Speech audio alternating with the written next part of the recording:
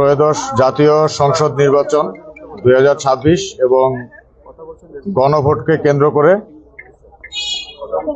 আমাদের rapid action battalion 7 এর দায়িত্বপূর্ণ এলাকা চট্টগ্রাম, ফেনী, খাগড়াছড়ি এবং রাঙ্গামাটি এই 4টি জেলার মোট 20টি আসনে মোবাইল স্ট্রাইকিং ফোর্স এবং স্ট্রাইকিং রিজার্ভ হিসেবে মোট 50টি টহল দল নিয়োগ করা হয়েছে এবং এছাড়াও বিভিন্ন গুরুত্বপূর্ণ স্থানে আমাদের সাদা পোশাকের গোয়েন্দা দল থাকবে।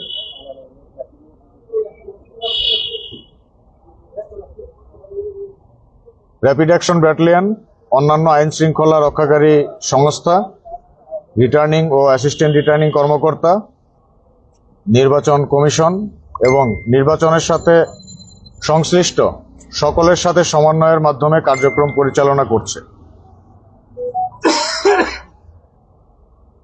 একটি সুষ্ঠু, নিরপেক্ষ এবং ভয়ভীতিহীন নির্বাচনী পরিবেশ তৈরির জন্য বিগত 1.5 বছর যাবৎ দেশের সকলেই অক্লান্ত পরিশ্রম করেছে এবং আগামীকাল 12 ফেব্রুয়ারি 2026 তারিখে নির্বাচন অনুষ্ঠিত হতে যাচ্ছে।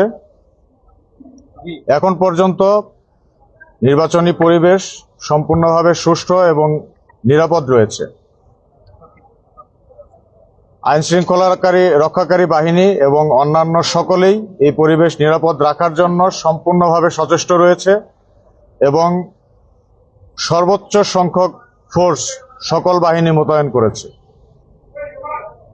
জনগণের প্রতি আমাদের প্রত্যাশা যে এই সুষ্ঠু এবং নিরপেক্ষ নির্বাচনকে সাফল্যমণ্ডিত করার জন্য সকলেই নিশ্চিন্ত মনে, নিরাপদে এবং নিরপেক্ষভাবে আপনার ভোটাধিকার আপনি প্রয়োগ করবেন এবং কারো দ্বারা প্ররোচিত না হয়ে নিজের ভোট নিজে দিবেন। একটি গুরুত্বপূর্ণ বিষয় রয়েছে, সোশ্যাল মিডিয়াতে অনেক ব্যক্তিই দেখা যায় ফেক আইডি তৈরি করে বিভিন্ন ধরনের অপপ্রচার পরিচালনা করে থাকে।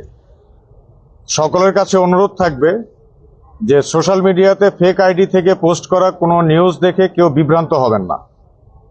18 কোটি মানুষের একটি দেশে 2-1টি বিচ্ছিন্ন ঘটনা ঘটে থাকতে পারে বা ঘটতে পারে, এটা নিয়ে কেউ বিভ্রান্ত হবেন না কিংবা ভয়ভীতি পাওয়ার কোনো কিছু নেই। আমরা আইন শৃঙ্খলা রক্ষাকারী বাহিনী সকল আসনকে একেবারে ঘিরে রেখেছি।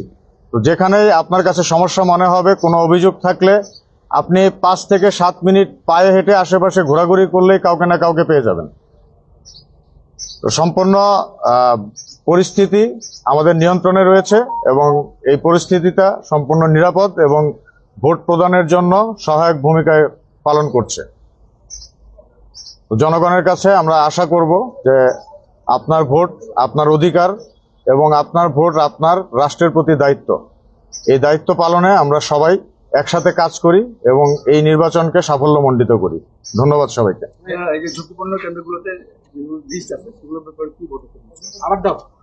ঝুঁকিপূর্ণ যে সমস্ত কেন্দ্র তালিকা করা হয়েছে, এই এলাকাগুলোতে একটু বেশি সংখ্যক টহল থাকবে এবং গোয়েন্দা নজরদারি বৃদ্ধি করা হবে এই এলাকাগুলোতে। জঙ্গল সলিমপুরের অস্ত্র এবং সন্ত্রাসীদের ব্যাপারে আপনাদের আলাদা কোনো নজরদারি আছে এবং সেখানে আপনাদের ফোর্স কিরকম আছে, আপনাদের কালকে কিভাবে থাকবে, এটা একটু মানে সে মতো একটু অ্যাড করি যে নির্বাচনে অবৈধ অস্ত্রের ব্যবহার সবসময় হয়, এরকম আগে অতীতে এরকম লেগে আর কি। যেহেতু গত যে 24-এর গণঅভ্যুত্থানের সময় অনেক অস্ত্র খোয়া গেছে, সেগুলো পুরোপুরি উদ্ধার হয়নি। সেই আশঙ্কাগুলো আপনাদের আছে কিনা এই সময়ের মধ্যে সেরকম ব্যবহারের জন্য আপনাদের কি ক্রাইসিস ম্যানেজমেন্টটা কিরকম? আপনারা জেনে আনন্দিত হবেন যে গত জুলাই আন্দোলনের পর থেকে অদ্যাবধি শুধুমাত্র র্যাপিড অ্যাকশন ব্যাটালিয়ন 7 কর্তৃক 106টির উপরে আগ্নেয়াস্ত্র উদ্ধার করা হয়েছে এবং এর মধ্যে আইন শৃঙ্খলা রক্ষাকারী বাহিনীর যে হারানো অস্ত্র ছিল সেগুলো 50টির অধিক উদ্ধার করা হয়েছে। এছাড়াও বড় ধরনের সন্ত্রাসী যারা আছে, শুধুমাত্র মার্ডার কেসের আসামি 350-এর অধিক অ্যারেস্ট করা হয়েছে এবং অন্যান্য যে বড় আসামি আছে, বড় এবং মধ্যম মানের আসামি টোটাল 2000-এর উপরে আমরা শুধুমাত্র র্যাব-7 কর্তৃক গ্রেপ্তার করেছি। এবং অন্যান্য আইন শৃঙ্খলা রক্ষাকারী বাহিনী কি পরিমাণ গ্রেপ্তার করছে এবং অস্ত্র উদ্ধার করছে এটা আপনারা দেখেছেন। তো আশা করি আগামীকালকে কেউ এগুলোর ব্যবহার করতে পারবে না ইনশাল্লাহ। কেন্দ্রের বাইরে প্রেসার গ্রুপ নিয়ন্ত্রণ বা এরকম প্রেসার গ্রুপ থাকতে পারে এরকম কোনো তথ্য আছে কিনা, থাকলে এগুলো নিয়ন্ত্রণের কোনো প্রস্তুতি আছে? কেন্দ্রের ভেতরে সম্পূর্ণ নিরাপদ আছে। আপনারা জানেন যে আনসার এবং পুলিশ প্রিজাইডিং অফিসার সকলেই ভেতরে থাকবে এবং পুলিশের সদস্য যারা থাকবেন তাদের কাছে বডি অন ক্যামেরা থাকবে।